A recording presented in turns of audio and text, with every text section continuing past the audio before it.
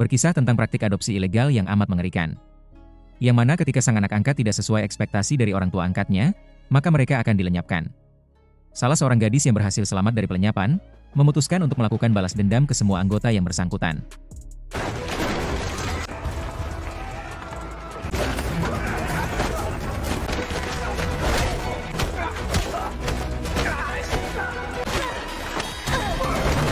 Raimu kenal aku ya orang ngomong sing ora-ora gancuk.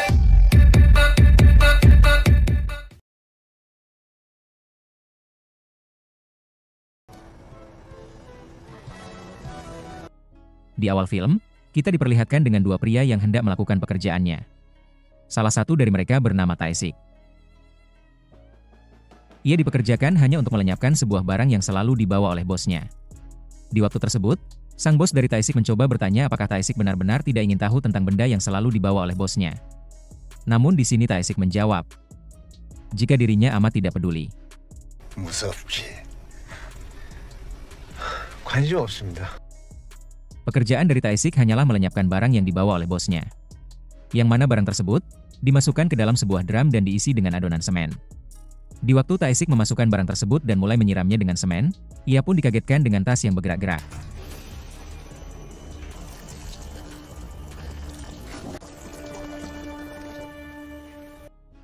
Dan ketika ia membukanya, terlihat seorang anak kecil yang amat sangat ketakutan.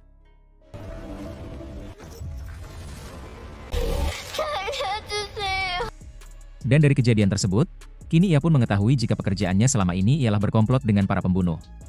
Tae-sik yang benar-benar merasa bersalah atas tindakannya selama ini, ia pun memutuskan untuk merawatnya.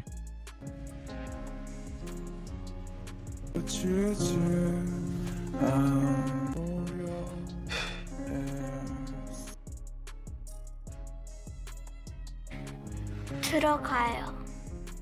10 tahun berlalu, kini kita diperlihatkan dengan gadis yang dulu ditolong oleh Tae-sik. Gadis tersebut bernama Yuna. Ia merupakan salah satu anak adopsi yang hendak dilenyapkan oleh orang tua angkatnya yang diselamatkan oleh Tae-sik. Dirinya tinggal di salah satu gedung di wilayah kosong yang hendak direnovasi. Tak hanya menyelamatkan Yuna, Tae-sik juga menyelamatkan beberapa anak lain yang bernama Juan, Seok dan Somi. Salah satu aturan yang diterapkan oleh Tae-sik ialah, mereka tidak diperbolehkan keluar gedung tanpa seizin dari Tae-sik. Hal tersebut karena jika anggota dari organisasi ilegal melihatnya, maka mereka semua dapat terancam bahaya. Di waktu tersebut, Yuna melihat Somi yang sedang bersedih atas tindakan dari orang tua angkat yang membuangnya. Karena Yuna merupakan anak tertua, ia pun mencoba menghibur dengan mengajaknya keluar membeli ayam goreng. 소미야, 라면 싫은데. 치킨. 진짜? 맛있겠지? 가자. Pergerakan dari Yuna selalu diketahui oleh Tae-sik. Karena dari mereka yang tidak memiliki uang, terlebih dahulu mereka mendatangi tempat perjudian. Bukan untuk bermain, melainkan mencuri beberapa lembar uang dari tempat tersebut. 너 치킨 먹을 돈 없잖아. 왜? 사람 지금 개 많은데? 야, 팀 갈라, 팀 갈라. Sebelum menuju ke ruang utama perjudian, di sini Yuna diharuskan melumpuhkan beberapa penjaga terlebih dahulu. 놀러 왔는데요? 안무가 생각이 안 나네.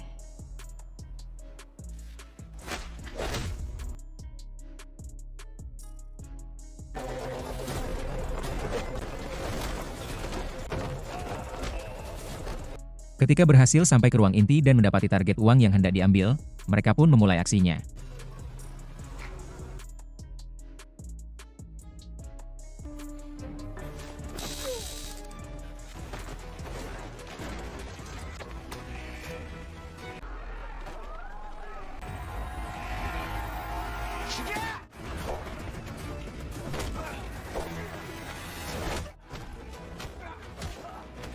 Diceritakan bahwa selain dirawat, mereka juga diajari beberapa teknik bertarung dan menembak oleh Tae-sik. Setelah mendapatkan gepokan uang yang amat banyak, di sini Yuna hanya mengambil beberapa lembar saja yang hanya pas untuk membeli ayam goreng. Di saat ayam goreng berhasil didapatkan, Yuna ditelepon oleh Tae-sik dan disuruh pulang. Tae-sik amat sangat marah atas tindakan mereka yang keluar tanpa izin. Namun di waktu tersebut, Somi mencoba bertanya tentang alasan dari Tae-sik tidak memperbolehkan mereka keluar. Di sini Tae-sik hanya diam. 무단 외출. 니들이 무슨 짓을 하건 아저씨, 야, 차라리 이럴 거면 그냥 죽는 게 나은 거 아니에요? Meskipun terlihat dingin, namun percayalah jika Taesik merupakan orang yang baik. Di saat beberapa dari mereka telah tertidur, Taesik mencoba untuk menemui Yuna. Di sini Taesik mengatakan jika dirinya telah memesan tiket untuk anak-anak memulai kehidupan barunya di negara lain. Sedangkan dirinya, ia mengatakan bahwa ada urusan yang harus diselesaikan terlebih dahulu. 조만간 연락이 올 거야. 아저씨는요? 다 끝나면 따라갈게. Diceritakan bahwa urusan dari Taesik ialah mencari tahu tentang siapa dalang dibalik organisasi adopsi ilegal yang sangat mengerikan ini. Di lain sisi, kita diperlihatkan dengan seorang dokter ternama sekaligus ketua yayasan amal bernama Si Hui. Namun di balik citra terhormatnya, ia merupakan otak di balik jaringan adopsi ilegal yang selalu membunuh setiap anak yang dikembalikan oleh orang tua angkatnya. Dirinya bekerja dengan seorang tangan kanan bernama Hai Jung.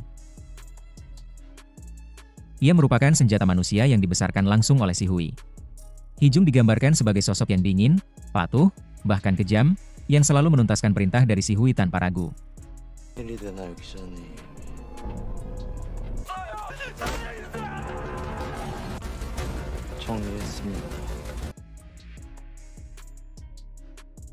Di sebuah sekolahan ternama, terlihat Si Hui dan beberapa orang tua lain yang sedang memantau anak-anaknya dalam sesi pembelajaran. Anak angkat dari Si Hui yang memiliki nama Ayun, terlihat amat pintar dan cerdas. Hal tersebut terlihat dari ekspresi Si Hui yang amat bangga. Berbeda dengan Ayun. Seorang teman dekat yang terlihat seperti bocil alok, terlihat amat sangat tidak menguasai pelajaran. Karenanya ekspresi muka marah pun terlihat dari ibu angkatnya. Diceritakan bahwa anak tersebut merupakan anak yang diadopsi jalur ilegal dari Si Hui. Sang orang tua yang amat marah dengan kebodohan dari anaknya, ia pun tanpa berpikir langsung menelpon Si Hui dan meminta pengembalian dana adopsi. Dari Si Hui sendiri, ia langsung mengabari bos dari Taesik untuk bekerja melenyapkan sang anak. 리콜. 저 아직 19살 안 됐으니까. 게임이 있으니까 네가 혼자 할 수 있지. Di lain harinya di sebuah tempat bermain, sang ibu angkat berpura-pura pergi sebentar untuk membeli minuman. Dan di waktu tersebut pula, Taesik mencoba beraksi untuk menculik sang anak. Meskipun Taesik berhasil membawa sang anak. Namun tujuannya ialah menyelamatkannya. Taesik menjelaskan kepada sang anak, jika orang tua angkatnya telah memerintahkan seseorang untuk membunuh anak tersebut. 너희 엄마 박민주, 아빠 저 그럼요. 환불 처리 오세요? 위치 확인했습니다. Di sini Taesik meminta kepada sang anak untuk datang ke tempat yang sudah ditulis di kertas yang telah ia berikan. 아저씨가 널 살릴. 자, 받아.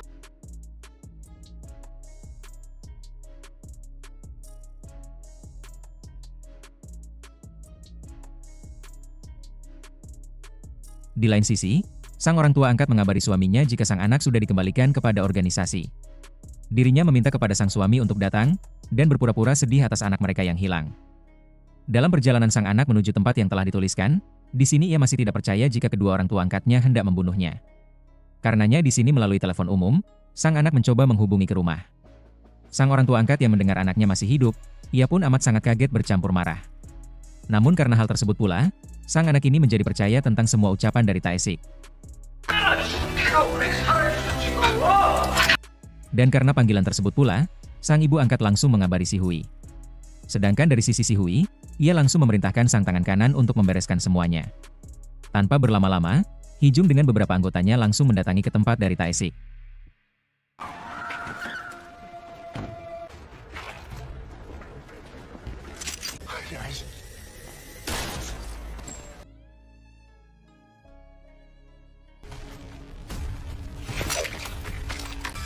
그늘 속엔 지옥이 있어.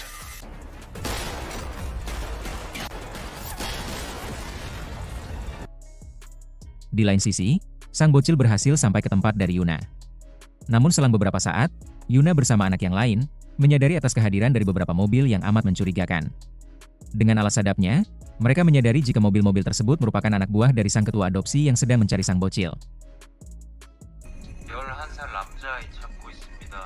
엄마한테 전화를 했어요. 아저씨.